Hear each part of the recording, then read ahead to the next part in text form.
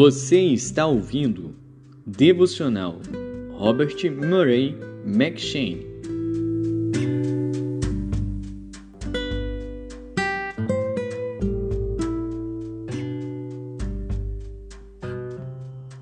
Primeiro Reis.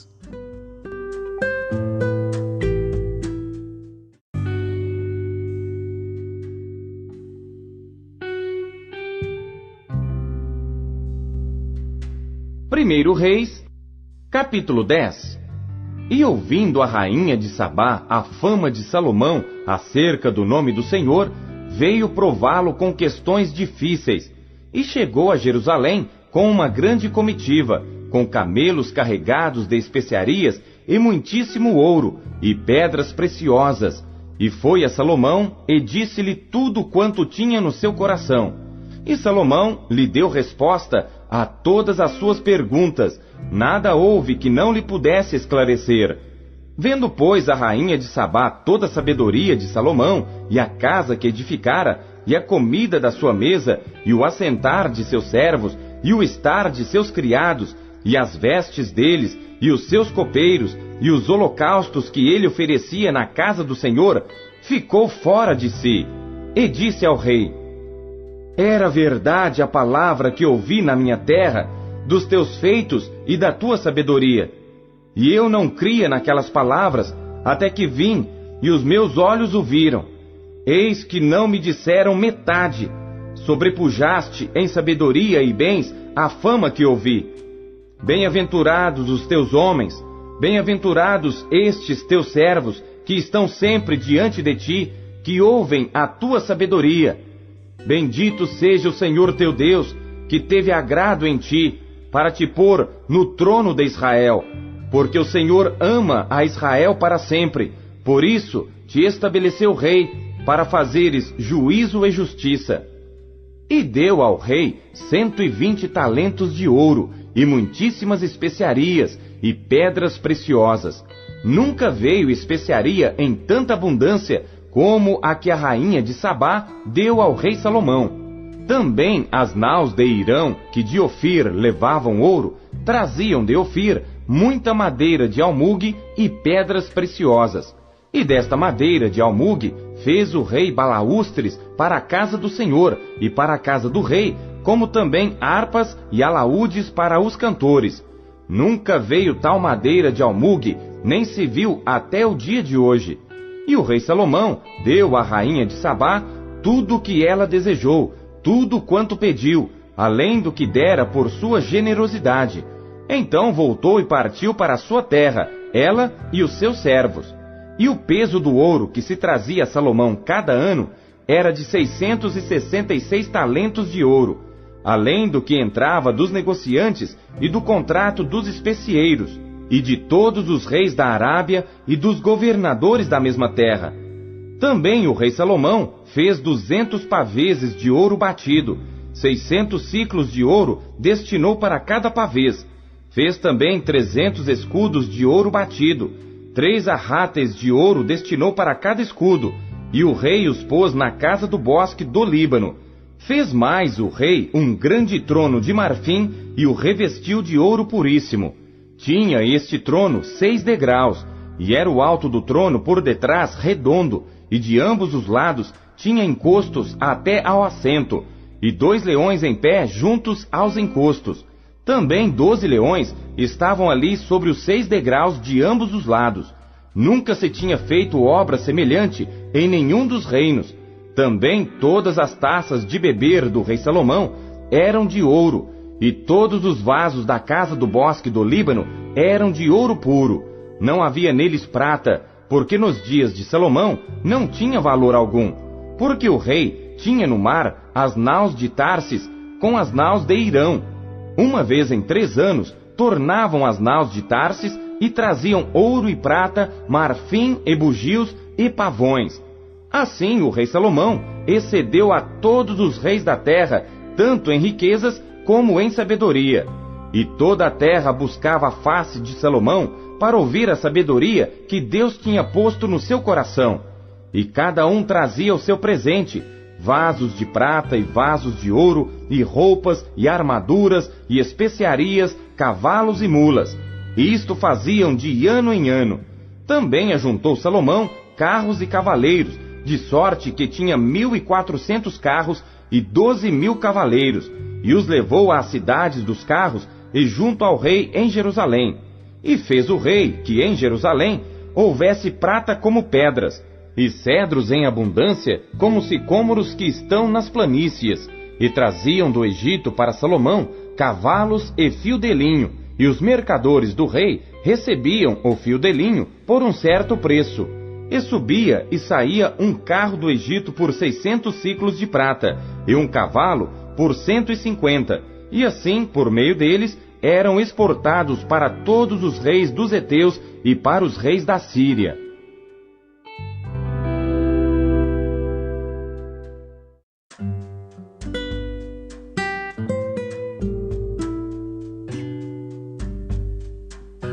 Filipenses.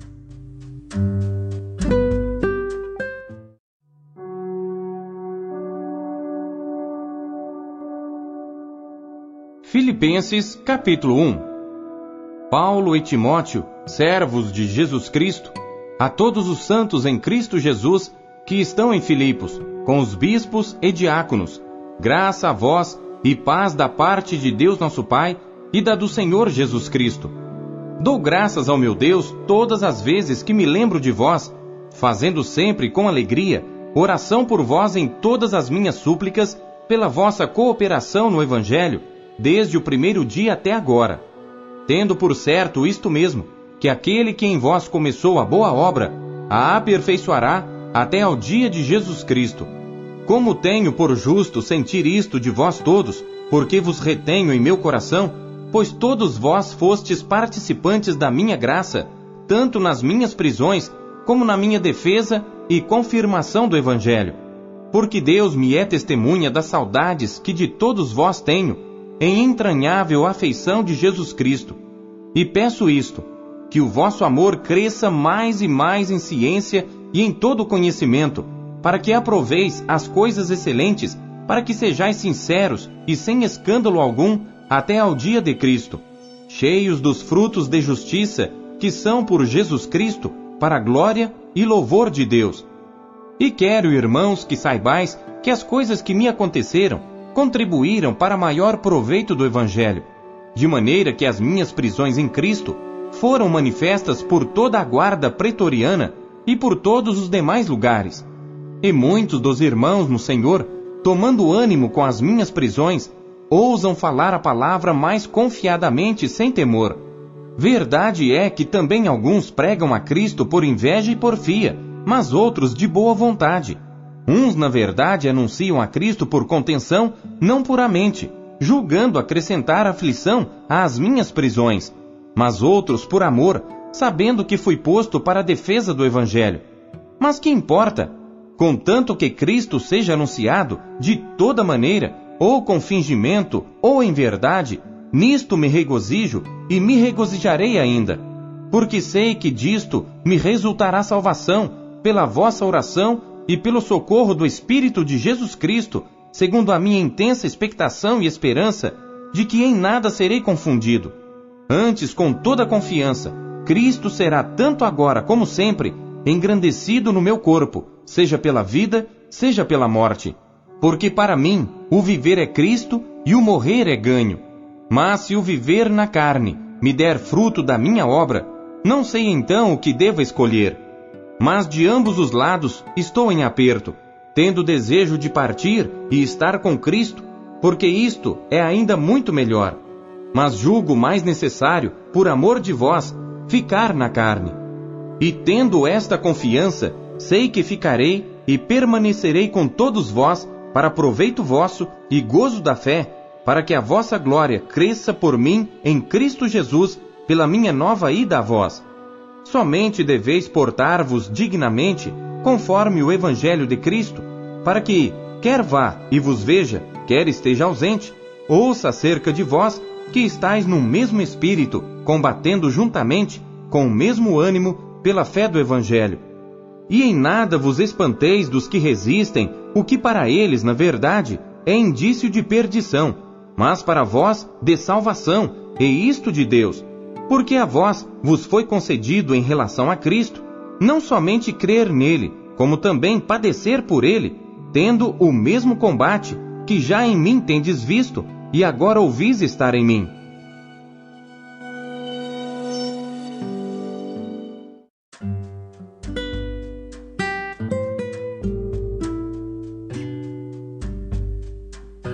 Ezequiel.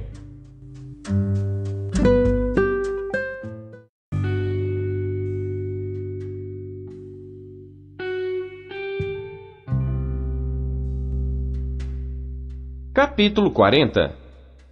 No ano 25 do nosso cativeiro, no princípio do ano, no 10º dia do mês, 14 anos depois que a cidade foi conquistada, naquele mesmo dia veio sobre mim a mão do Senhor e me levou para lá. Em visões de Deus me levou à terra de Israel e me pôs sobre um monte muito alto, sobre o qual havia como que um edifício de cidade para o lado sul. E havendo-me levado ali, eis que um homem cuja aparência era como a do bronze, tendo um cordel de linho na sua mão e uma cana de medir, e estava em pé na porta. E disse-me o homem: Filho do homem, vê com os teus olhos, e ouve com os teus ouvidos, e põe no teu coração tudo quanto eu te fizer ver, porque para tu mostrar foste tu aqui trazido. Anuncia, pois, à casa de Israel tudo quanto vires. E havia um muro fora da casa, em seu redor, e na mão do homem uma cana de medir, de 6 côvados, cada um dos quais tinha 1 côvado e 1 palmo. E ele mediu a largura do edifício 1 cana, e a altura 1 cana. Então veio à porta, que olhava para o caminho do oriente, e subiu pelos seus degraus. Mediu o umbral da porta 1 cana de largo, e o outro umbral 1 cana de largo. E cada câmara tinha 1 cana de comprido e 1 cana de largo, e o espaço entre os aposentos era de 5 côvados, e o umbral da porta, ao pé do vestíbulo da porta por dentro, era de 1 cana. Também mediu o vestíbulo da porta por dentro 1 cana. Então mediu o vestíbulo da porta, que tinha 8 côvados, e os seus pilares 2 côvados, e este vestíbulo da porta estava por dentro. As câmaras da porta para o lado do oriente eram 3 de um lado e 3 do outro. A mesma medida era a dos 3. Também os pilares de um lado e do outro tinham a mesma medida. Mediu mais a largura da entrada da porta, que era de 10 côvados, e o comprimento da porta 13 côvados, e o espaço em frente das câmaras era de 1 côvado, e de 1 côvado o espaço do outro lado. E cada câmara tinha 6 côvados de um lado e 6 côvados do outro. Então mediu a porta desde o telhado de uma câmara até ao telhado da outra, 25 côvados de largo, porta contra porta. Fez também os pilares, de 60 côvados cada pilar do átrio em redor da porta. E desde a face da porta da entrada até a face do vestíbulo da porta interior, havia 50 côvados. Havia também janelas estreitas nas câmaras, e nos seus pilares, dentro da porta ao redor, e da mesma sorte nos vestíbulos. E as janelas estavam ao redor, na parte de dentro, e nos pilares havia palmeiras. E ele me levou ao átrio exterior, e eis que havia nele câmaras, e um pavimento que estava feito no átrio em redor. 30 câmaras havia naquele pavimento. E o pavimento do lado das portas era proporcional ao comprimento das portas. O pavimento estava mais baixo, e mediu a largura desde a dianteira da porta inferior até a dianteira do átrio interior por fora, 100 côvados do lado do oriente e do norte. E quanto à porta que olhava para o caminho do norte, no átrio exterior, ele mediu o seu comprimento e a sua largura. E as suas câmaras eram 3 de um lado e 3 do outro, e os seus pilares e os seus arcos eram da medida da primeira porta, 50 côvados era o seu comprimento, e a largura 25 côvados, e as suas janelas, e os seus arcos, e as suas palmeiras eram da medida da porta que olhava para o caminho do oriente.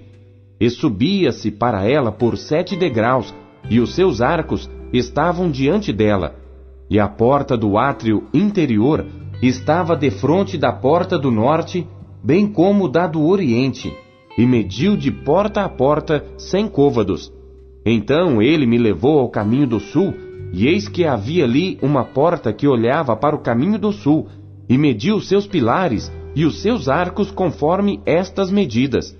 E havia também janelas em redor dos seus arcos, como as outras janelas. 50 côvados era o comprimento, e a largura 25 côvados. E de 7 degraus eram as suas subidas, e os seus arcos estavam diante delas. E tinha palmeiras, uma de um lado e outra do outro, nos seus pilares. Também havia uma porta no átrio interior para o caminho do sul, e mediu de porta a porta para o caminho do sul 100 côvados. Então me levou ao átrio interior pela porta do sul, e mediu a porta do sul conforme estas medidas. E as suas câmaras, e os seus pilares, e os seus arcos eram conforme estas medidas. E tinham também janelas ao redor dos seus arcos. O comprimento era de 50 côvados, e a largura de 25 côvados. E havia arcos em redor. O comprimento era de 25 côvados, e a largura de 5 côvados. E os seus arcos estavam na direção do átrio exterior, e havia palmeiras nos seus pilares, e de 8 degraus eram as suas subidas. Depois me levou ao átrio interior para o caminho do oriente, e mediu a porta conforme estas medidas, e também as suas câmaras, e os seus pilares, e os seus arcos, conforme estas medidas. E havia também janelas em redor dos seus arcos, o comprimento de 50 côvados, e a largura de 25 côvados, e os seus arcos estavam no átrio de fora. Também havia palmeiras nos seus pilares, de um e de outro lado, e eram as suas subidas de 8 degraus. Então me levou à porta do norte, e mediu conforme estas medidas, as suas câmaras, os seus pilares e os seus arcos. Também tinha janelas em redor. O comprimento era de 50 côvados, e a largura de 25 côvados, e os seus pilares estavam no átrio exterior. Também havia palmeiras nos seus pilares de um e de outro lado, e eram as suas subidas de 8 degraus. E as suas câmaras e as suas entradas estavam junto aos pilares das portas onde lavavam o holocausto. E no vestíbulo da porta havia 2 mesas de um lado e 2 mesas do outro, para nelas se matar o holocausto e a oferta pelo pecado e pela culpa. Também do lado de fora da subida para a entrada da porta do norte havia 2 mesas, e do outro lado que estava no vestíbulo da porta havia 2 mesas. 4 mesas de um lado e 4 mesas do outro. Aos lados da porta 8 mesas, sobre as quais imolavam. E as 4 mesas para o holocausto eram de pedras lavradas. O comprimento era de 1 côvado e meio, e a largura de 1 côvado e meio, e a altura de 1 côvado. E sobre elas se punham os instrumentos com que imolavam o holocausto e o sacrifício. E os ganchos de 1 palmo de comprimento estavam fixos por dentro em redor, e sobre as mesas estava a carne da oferta. E fora da porta interior estavam as câmaras dos cantores, no átrio de dentro, que estava ao lado da porta do norte e olhava para o caminho do sul. Uma estava ao lado da porta do oriente e olhava para o caminho do norte. E ele me disse: Esta câmara que olha para o caminho do sul é para os sacerdotes que têm a guarda da casa, mas a câmara que olha para o caminho do norte é para os sacerdotes que têm a guarda do altar. São estes os filhos de Zadoque que se chegam ao Senhor dentre os filhos de Levi para o servir. E mediu o átrio, o comprimento de 100 côvados e a largura de 100 côvados, 1 quadrado, e o altar estava diante da casa. Então me levou ao vestíbulo da casa, e mediu a cada pilar do vestíbulo 5 côvados de um lado e 5 côvados do outro, e a largura da porta 3 côvados de um lado e 3 côvados do outro. O comprimento do vestíbulo era de 20 côvados, e a largura de 11 côvados, e era por degraus que se subia a ele, e havia colunas junto aos pilares, uma de um lado e outra do outro.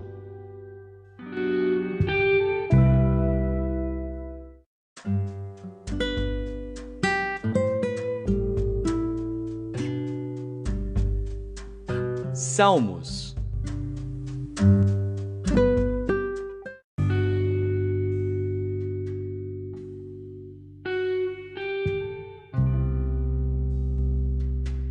Salmos, capítulo 91.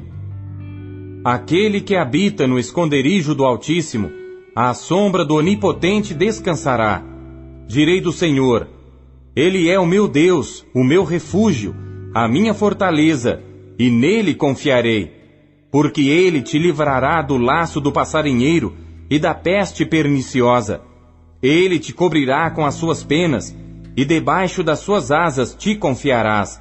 A sua verdade será o teu escudo e broquel. Não terás medo do terror de noite, nem da seta que voa de dia, nem da peste que anda na escuridão, nem da mortandade que assola ao meio-dia. 1000 cairão ao teu lado, e 10.000 à tua direita, mas não chegará a ti. Somente com os teus olhos contemplarás, e verás a recompensa dos ímpios, porque tu, ó Senhor, és o meu refúgio. No Altíssimo fizeste a tua habitação.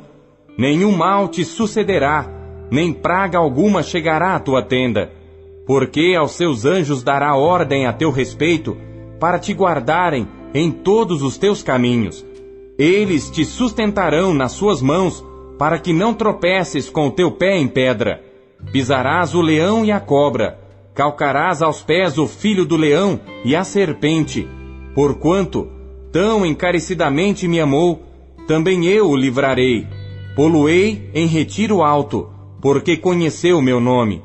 Ele me invocará, e eu lhe responderei. Estarei com ele na angústia.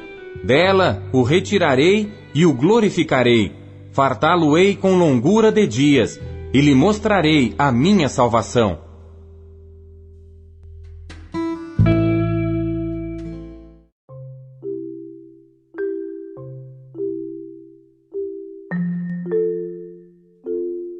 A palavra de Deus é alimento. O que ela te alimentou na leitura de hoje?